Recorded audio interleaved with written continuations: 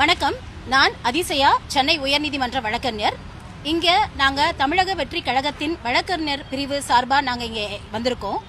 இங்கே நாங்கள் வந்ததுக்கான காரணம் என்ன அப்படின்னா, திரு சீமான் அவர்கள் கடந்த ஒரு நிகழ்ச்சியில் மேடை பேச்சில் பேசும்போது நம்மளோட தமிழக முதலமைச்சர் திரு ஜோசப் விஜய் அவர்களையும் மற்றும் மீன்வளத்துறை அமைச்சர் திரு ஸ்ரீநாத் அவர்களை பற்றியும் ஒருமையில தரக்குறைவா பேசியிருக்காரு.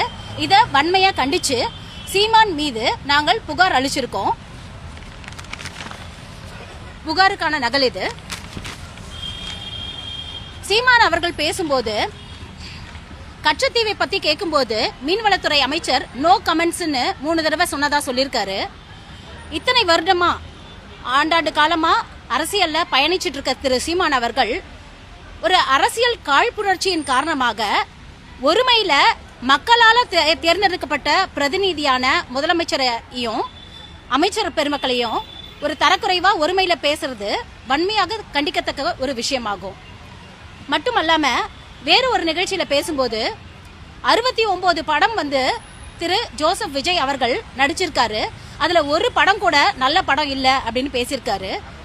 மட்டுமல்லாம கேலிக்கையாவும் கிண்டலாவும் நான் தம் அடிக்கிற ஸ்டைல பார்த்து தனலட்சுமி விரும்பிச்சு, இதெல்லாம் ஒரு இதுவா அப்படின்னு கேட்டிருக்காரு. இது சினிமாவை சினிமாவா தான் பார்க்கணும். அரசியல் வேறு, சினிமா வேறு. திரு சீமான் அவர்களே சினிமா துறையில தான் இருந்துட்டு இருக்காரு இப்ப வரைக்கும். சோ இவரு இந்த மாதிரி பேசுறது கண்டிக்கத்தக்க ஒரு விஷயம். இதே நம்மளோட தமிழக முதலமைச்சர் திரு ஜோசப் விஜய் அவர்கள் அரசியலுக்கு முதலமைச்சரா ஆனதுக்கு அப்புறம் திரு சீமான் அவர்களை மரியாதை நிமித்தமாக போய் பார்த்துட்டு வந்திருக்காரு. அந்த ஒரு அரசியல் நாகரிகம் கூட இல்லாம நம்மளோட தமிழக முதலமைச்சரை ஒருமையில பேசிட்டு இருக்கிறது ஏற்றுக்கொள்ள முடியாத ஒரு விஷயமாகும்.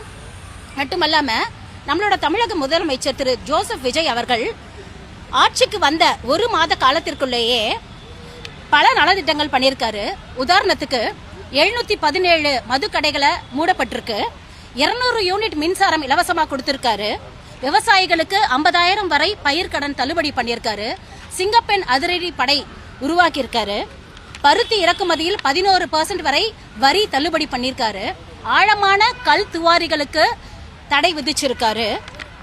கோவில், மருத்துவம், ரேஷன் போன்ற துறைகளில் ஏற்படும் ஊழல்களை கண்டறிந்து அதுக்கு தக்க நடவடிக்கை எடுத்துட்டு வராரு. மகளிர் தொகையை 1000 ரூபாயை ஊக்குவிக்கும் வண்ணம் தடையில்லாம இப்ப வரைக்கும் கொடுத்துட்டு இருக்காரு.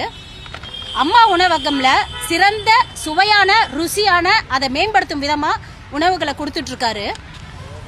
சில தொகுதிகள்ல தண்ணீர் பிரச்சனை, பேருந்து பிரச்சனை எல்லாத்தையும் சரி செய்து மக்களுக்கு நல்லது செஞ்சுட்டு இருக்காரு. அரசு மருத்துவமனைகள் மற்றும் சில மருத்துவமனைகள்ல ஃபேன் புதுசா போட்டிருக்காரு. இந்த மாதிரி 1 மாத காலத்திற்குள்ளேயே எவ்வளவு நல்லது பண்ண ஒரு தமிழக முதலமைச்சரை இந்த மாதிரி ஒரு தரக்குறைவா மக்கள் சிரிக்கிறாங்க. சில அந்த கூட்டத்துல சிரிப்புக்காகவும் கைத்தட்டலுக்காகவும் மட்டுமே சீமான் அவர்கள் இந்த மாதிரி தரக்குறைவா பேசுறதும், மீன்வளத்துறை அமைச்சர் ஸ்ரீநாத்தை ஒரு தரக்குறைவா பேசுறதும் வன்மையா கண்டிச்சு சீமான் அவர்கள் மீது இந்த கமிஷனர் ஆபீஸ்ல நாங்க டிஃபமேட்டரி கேஸ் ஒரு புகார் கொடுத்திருக்கோம். இனி வரும் காலங்களில் சீமான் அவர்கள் இந்த மாதிரி தொடர்ந்து இந்த மாதிரி நையாண்டியையும் நக்கலாகவும் பேசாத வண்ணமும் தமிழக முதலமைச்சரையும் மற்ற அமைச்சர்களை பற்றியும் தரக்குறைவாக பேசாம இருக்கிறதுக்காகவும் இந்த புகாரை நாங்கள் அளிச்சிருக்கோம். இந்த புகாருக்கு எங்களுக்கு COP வழங்கப்பட்டு அதற்கான தக்க நடவடிக்கை எடுக்கிறதா சொல்லியிருக்காங்க. நன்றி, வணக்கம்.